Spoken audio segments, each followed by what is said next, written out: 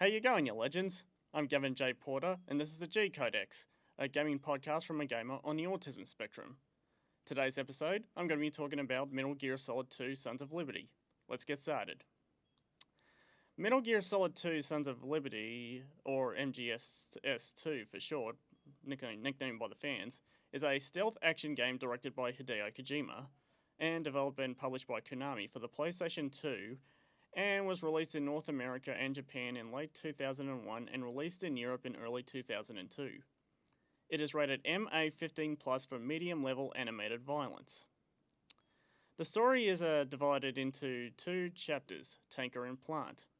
The Tanker chapter is a short prologue chapter where the player plays as Solid Snake, a member of the anti-Metal Gear NGO Philanthropy, whom infiltrates a tanker owned by the United States Marines, which was quickly hijacked by ex-Soviet mercenaries led under the command of Colonel Galukovich, which is cruising along the Hudson River in New York City in order to obtain proof that the Marines are shipping a Metal Gear.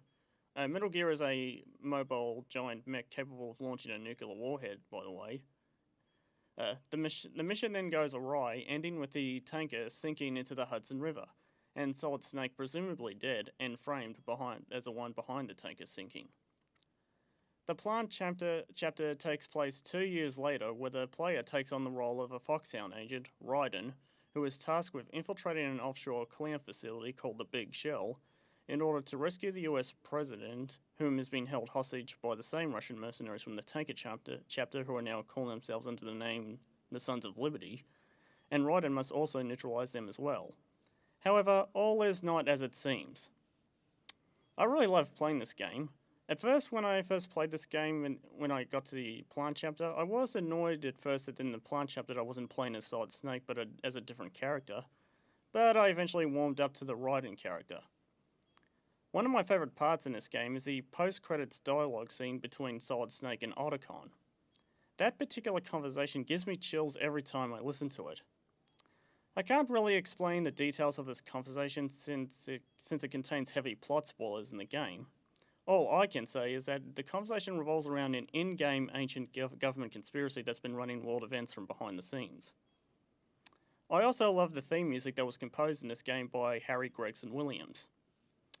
I sometimes like to dance to it since it's pretty catchy.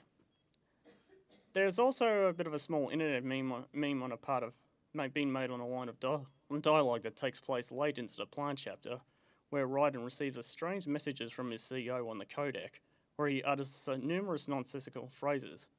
One of them being, which caused the internet meme in the first place, is, "I need scissors, 61. I hear it's amazing when the famous purple stuffed worm in Flapjaw Space with the tuning fork does a raw blink on Harry Carey Rock.